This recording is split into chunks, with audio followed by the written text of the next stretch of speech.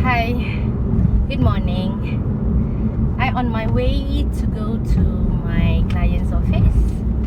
Alright, so hari ni I nak share panjang sikit nak bimbel because MRT ni jam, okay?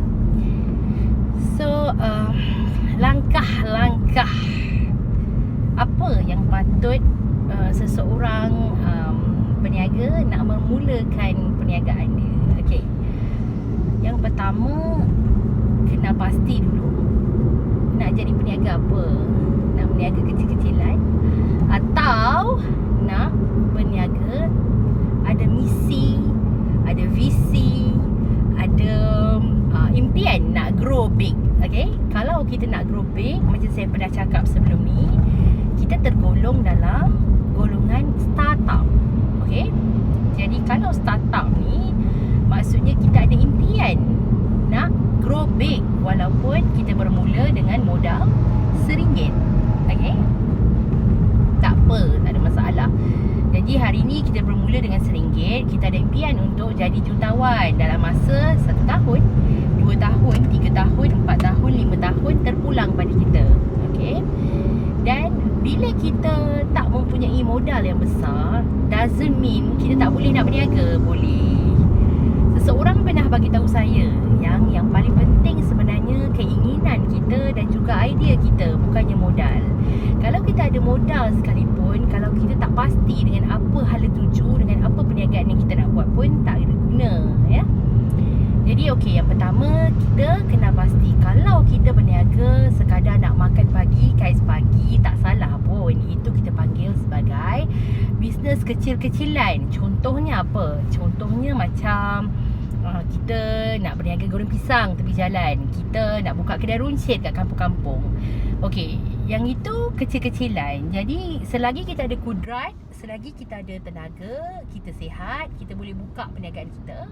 Kita boleh menjalankan operasi perniagaan kita hari-hari dan kita dapat duit. Okay? Dan kalau sekiranya apa-apa berlaku dekat kita, kita sakit ke ataupun kita ada emergency ke, kita tutup perniagaan kita, maka kita tak adalah income pada hari tersebut. Okey, ini adalah perniagaan kecil-kecilan. Dan perniagaan kecil-kecilan ni biasanya kalau kita buka, kita tak banyak pun perkara yang kita nak lakukan. Kita cuma fikirkan tentang operasi, macam mana kita nak jalankan, dan terus kita boleh jump straight to the marketing. Semakin power marketing kita, semakin banyak orang akan membeli dan semakin banyak duit kita. Okey, tetapi bila kita bercerita pasal lagi satu kategori tadi, iaitu startup. Okey, bila kita bercerita pasal startup, dia memerlukan perancangan dan strategi serta planning yang sangat teliti. Kerana apa? Kerana kita kena ingat, macam seolah-olah orang nak berlari. Okey, dia nak berlari 100 meter contohnya. Saya adalah bekas pelari 100 meter, ya. Jadi saya tahu start point tu adalah sangat penting. Kadang-kadang semua orang yang berlari tu kuat, tetapi macam mana kita nak lebih kuat daripada orang lain? Macam mana kita nak menang? Strategi pertama adalah bagaimana kita nak memulakan lonjakan pertama kita masa diorang tembak, boom, kita terus kita ada satu lonjakan ke depan supaya kita boleh menang. Jadi kalau lonjakan salah, mungkin kita boleh menang, tetapi kemenangan kita tu tipis. Okay, alright. Jadi sama juga dalam bisnes. Jadi kalau kita nak grow big, walaupun kita bermula dengan RM1, kita kena ingat foundation kita kena betul, strategi kita kena betul, perancangan kita kena clear. Kerana sepanjang proses kita dari RM1 nak menuju kepada RM500,000 contohnya, daripada RM1 nak menuju kepada RM100,000 contohnya, tak boleh salah langkah. Okay, bila saya bercerita pasal strategi dan planning, doesn't mean tidak bermaksud sepanjang perjalanan kita menuju kepada goal yang kita dah set, kita tak boleh tukar. Salah. Sepanjang tu dia kan ada check and balance. Kita boleh tukar strategi kita, kita boleh timbal balik strategi kita, kita boleh ubah mengikut kesesuaian. Okey, tetapi goal kita tetap sama. Sebab goal kita tak akan berubah. Okey, katakan kita nak mencapai RM1,000,000 dalam masa setahun. Goal kita tetap sama. Tetapi along the process kita nak mencapai goal kita, kita kena sesuaikan strategi dan planning kita mengikut kesesuaian pada masa itu. Okey. Kalau strategi kita tu cantik je bergerak, tak ada masalah, tak perlu pun nak ubah. Tapi kalau mengalami masalah, kita kena ubah. Dan bila kita nak ubah, tak semestinya kita ubah sesuka hati kita. Kita kena mengambil kira faktor-faktor tertentu untuk kita ubah, supaya kita tak melakukan sebarang kesalahan yang boleh menjadikan kita gagal untuk mencapai matlamat dan goal yang kita nak capai. Okey. Pertama, contohnya hari ni kita nak grow big. Kita berniaga nasi lemak. Okey, kita bermula dengan modal RM100. Okey, tetapi kita ada impian besar. Kita nak buka central kitchen kita sendiri. Kita nak supply nasi lemak ke seluruh Malaysia contohnya. Okey, kita nak buat konsep franchise macam KFC. Okey, kita nak nasi lemak kita pergi menjelajah sampai ke Amerika, sampai ke London. Tak mustahil. Itu impian kita. Itu adalah kita punya kehendak. Itu adalah goal kita. Jadi tak salah. Jadi kita bermula sebagai bisnes kecil-kecilan ataupun startup. Kita bermula sebagai startup.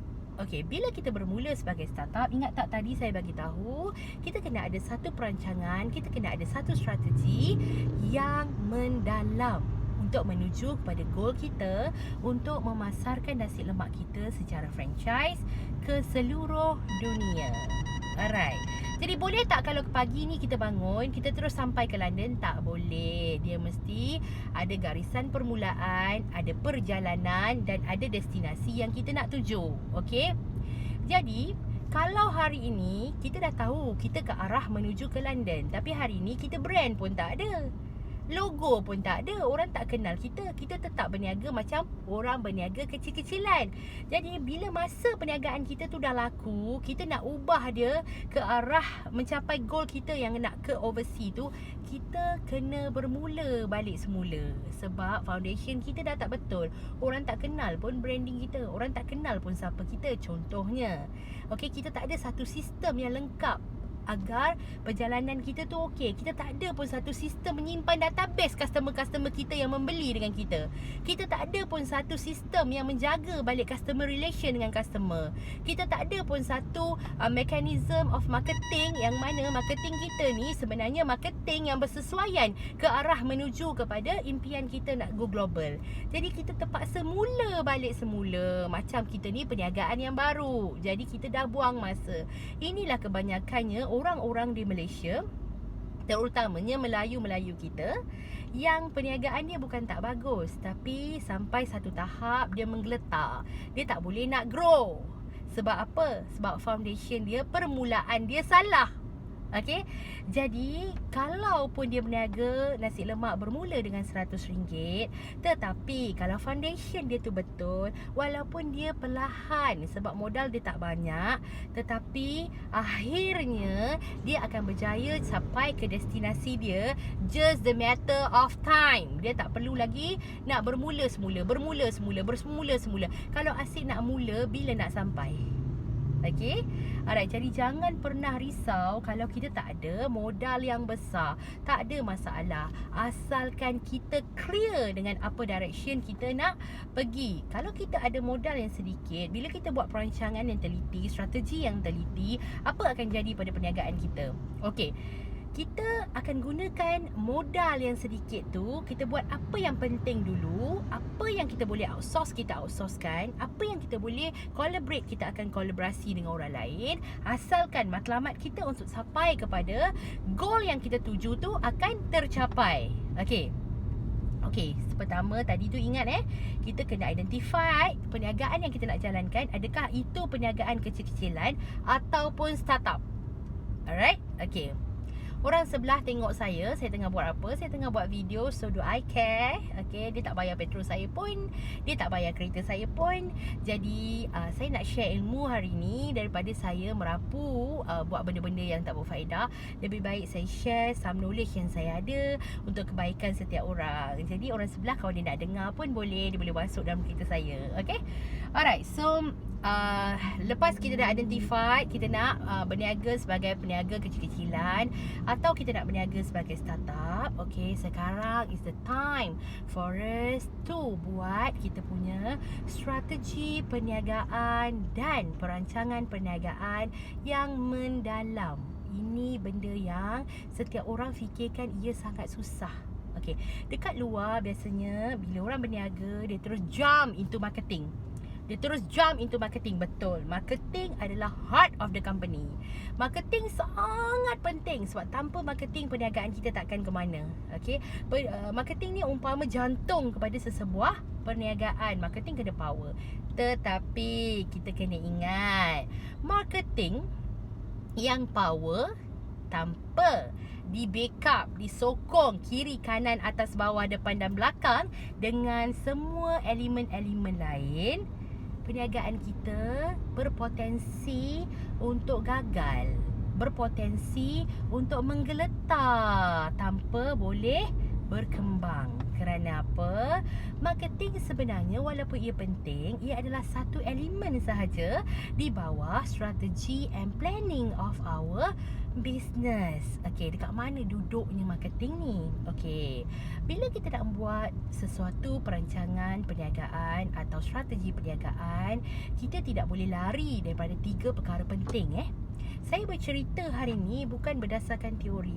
Kalau cari kat mana-mana teori yang saya cakap ni, mungkin terms dia, contohnya business plan, business strategy, business model, boleh dapat dekat mana-mana. Ada banyak. Even you boleh pakai pun business model canvas, boleh, tak ada masalah. Tetapi saya sendiri telah gabungkan semua teori-teori yang ada kat pasaran. Saya dah gabungkan semua business plan, business model, business strategy daripada sifu sana, sifu sini, siput sana, siput sini. Saya gabungkan yang mana susah saya mudahkan, yang mana complicated saya senangkan, supaya bila saya sampaikan ilmu ni, saya suka ia lebih kepada satu struktur yang mudah dan setiap orang boleh faham. Because hari ini kalau kita bercerita pasal business plan, business strategy, business model, ramai orang tak tahu dan tak faham. Kerana apa? Bukan sebab diorang tak bijak, diorang bijak, tapi sebab penyampaian terlalu high level. Okay, ramai siput-siput, sifu-sifu, guru-guru dekat luar, sama ada dia terlalu corporate, which is sesuai dengan company yang Fortune 500 ataupun company yang besar-besar, tapi makcik-makcik bawang, pakcik-pakcik tahu tauge, okay, yang berniaga kat tepi jalan, kita tak tahu macam mana nak faham dengan business plan, business strategy, business model, all this. Jadi saya dengan rendah dirinya, dengan rasa sangat patient, saya sangat patient untuk berkongsi ilmu. Free je pun saya buat video ni, tak ada masalah. Saya suka kalau saya berkongsi apa yang saya tahu, apa yang saya dah cari, apa yang saya dah gatherkan, supaya semua orang dekat semua level boleh faham. Okey, jadi berbalik pada tadi, kalau sekiranya kita nak menjalankan perniagaan, nak membuat business strategy dan business planning tadi, 3 perkara wajib yang kita perlu consider. Yang pertama adalah business strategy. Business strategy, dia merangkumi keseluruhan perniagaan kita. Dia umpama business script kita. Dia merangkumi misi, visi, hala tuju kita, core value kita. Apa, kenapa, why company kita diwujudkan sebenarnya. Org-chart kita, apa org-chart yang patut wajib ada dalam company kita. Itu penting. Itulah sebabnya hari ini kita perasan, okay, kadang-kadang founder dia bermula dia seorang. Dialah yang post barang, dialah yang buat produk, dialah yang jaga customer, dialah yang layan beratus-ratus WhatsApp. Tak salah, sebab macam saya kata tadi, capital dia terhad, resource dia terhad. Jadi dia seorang yang buat semua benda, tak salah pun. Tetapi apa salahnya dia ni? Salah dia adalah dia sebenarnya tak tahu yang dia perlukan tim-tim tertentu. Jadi bila dia ada duit sikit, dia hire. Tapi dia tak tahu sebenarnya dia hire orang yang salah pada tempat yang salah. Sebab dia tak sediakan satu org chart yang betul-betul padu, yang betul-betul menyokong kepada perkembangan perniagaan dia. Okey, contohnya macam tadi dia berniaga nasi lemak. Sepatutnya org chart dia kena ada dia sebagai founder, dia kena ada operation punya head, dia kena ada bahagian keuangan, dia kena ada bahagian marketing, dia kena ada bahagian logistik contohnya. Dan dia nak main franchise, dia kena ada bahagian channel development. Ni contoh saya bagi contoh asas. Tetapi bila dia letakkan plot nama dia pada permulaan, semua tempat ni dia seorang. Dia lah buat ni, dia lah buat ni, dia buat ni, dia buat ni, dia buat ni. Tak salah. Tetapi apa? Dia punya pemikiran akan jadi lebih jelas kerana dia tahu bila perniagaan dia grow pada satu masa, okey, dia kena meletakkan orang di tempat-tempat tu untuk backup dia dan di mana dia patut berada dan apa tanggungjawab dia. Jadi benda ni akan jadi lebih fokus. Dan kalaulah dia tak ada duit nak letakkan orang di tempat-tempat tu, tak ada masalah. Mungkin dia boleh fikirkan strategi kolaborasi dengan orang lain. Mungkin dia boleh fikirkan strategi untuk hire outsource. Okay, jadi benda-benda ni sangat penting. Alright, kereta dah start laju. Okay, kemudian bila kita nak buat sesuatu strategi, okay, kita kena ada business plan pula di bawah strategi tadi. Apa beza dia? Business plan ni, okay, kalau menurut saya punya susunan struktur yang saya buat untuk mudah faham, dalam business plan saya menekankan lebih kepada kita mengkaji pasaran, kita mengkaji resource, kita mengkaji capability kita, kita mengkaji current business performance kita. Jadi dia melibatkan kajian dan studi mendalam tentang dalaman perniagaan kita dan faktor luaran. Contoh dia, apa kekangan yang bakal kita hadapi, apa potensi yang ada dekat market yang kita boleh tap, yang kita boleh grab, okay? Apa kita punya resource yang kita ada dalam company kita tapi kita tak gunakan dengan sepenuhnya. Apa setakat ni kita berniaga, apa kita punya pencapaian yang kita telah pun kita capai. Jadi semua benda ni penting sebelum kita melompat untuk buat sesuatu strategi. Kita tak boleh meredah je. Bangun pagi tiba-tiba kita rasa kita nak berniaga kari pap. Besok pagi kita bangun kita rasa kita nak tambah lagi satu produk, which is produk apa pula? Ikan bilis. Lusa kita bangun kita nak tambah pula produk lain. Semuanya akan berpotensi untuk hancur. Okay, setiap benda yang kita nak buat tu kita kena ada perancangan yang teliti dan kita kena buat kajian dalaman dan juga luaran kita. Ada cara dia nak buat tu.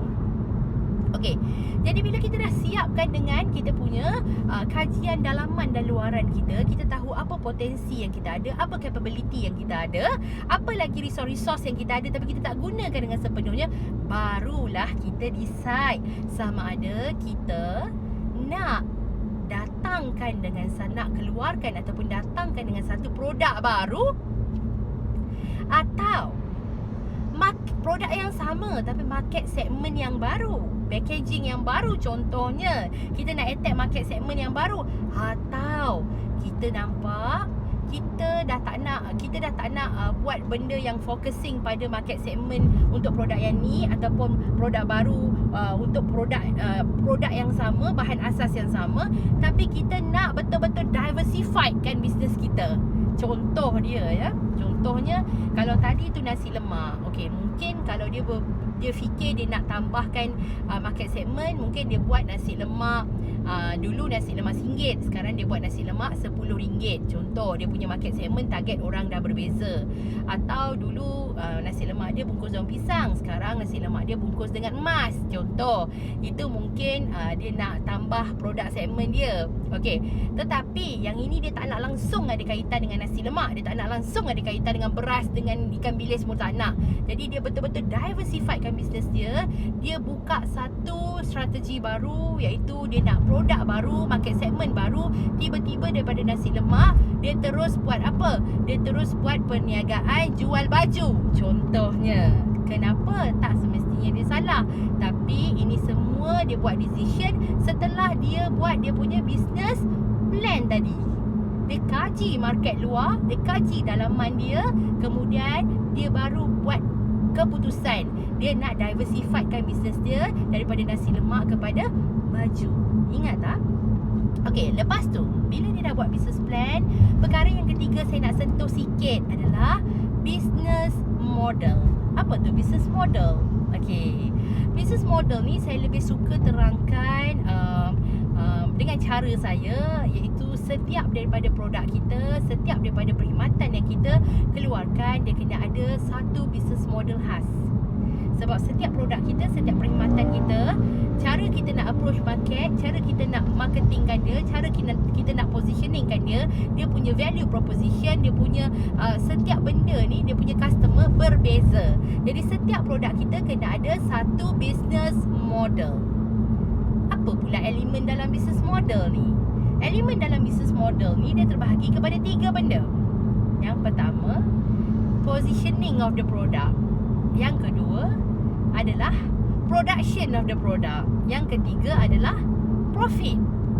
Of course lah, kita berniaga, kita nak ada untung. Okey, bila kita bercakap pasal positioning tu apa sih?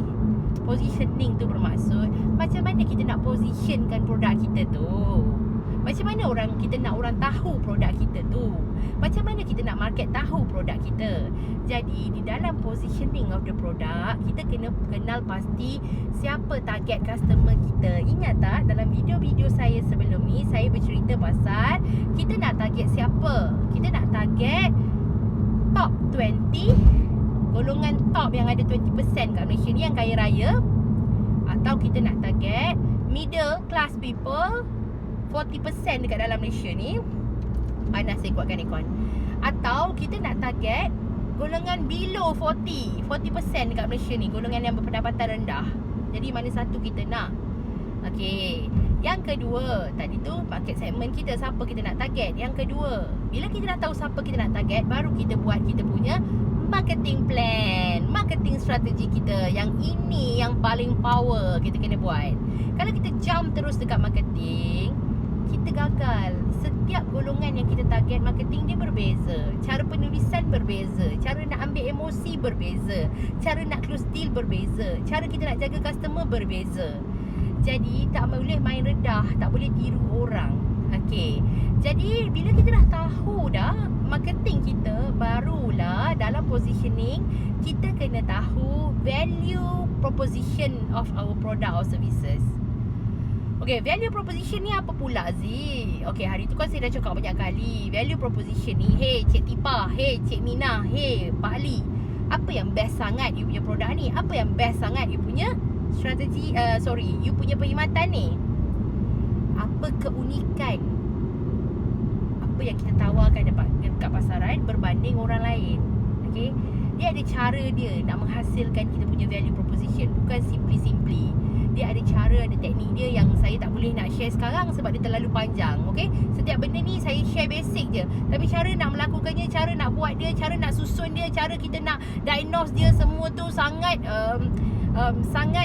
detail. Dan saya tak boleh pun nak cerita kat sini. Dan dia adalah gabungan bukan sekadar teori, tetapi ia adalah gabungan antara pengalaman saya yang ada berniaga daripada kecil sebenarnya. Okey, saya memang lahir dalam keluarga yang menjalankan perniagaan. Okey, sampailah saya sendiri tak pernah berhenti berniaga pun dari zaman universiti.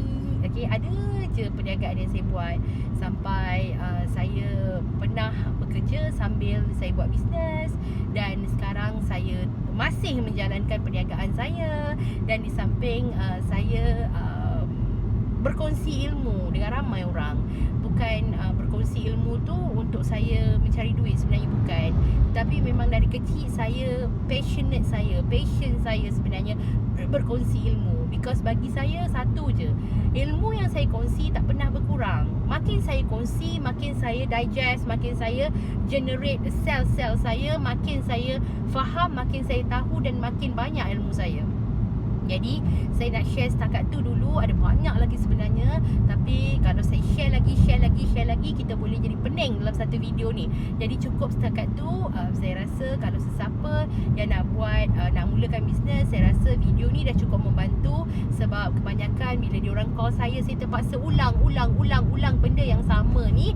Jadi saya rasa lebih baik kalau lepas ni, kalau diorang nak tahu pasal macam mana diorang nak memulakan perniagaan dengan cara yang betul, dengan cara yang boleh bantu diorang untuk grow big, walaupun diorang bermula dengan modal yang sangat rendah, tak ada capital, tak ada resources, saya rasa video ni dah boleh membuka minda sikit.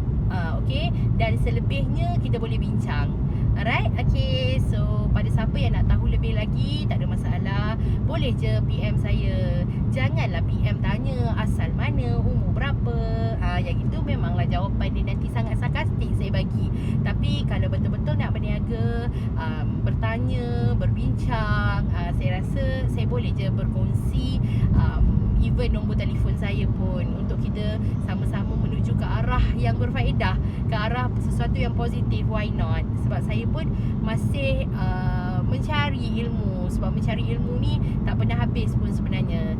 Okay, saya dah sampai dekat Keramat. Okay, sikit lagi saya dah sampai. Alright, so that's it from me. Okay, alright, bye.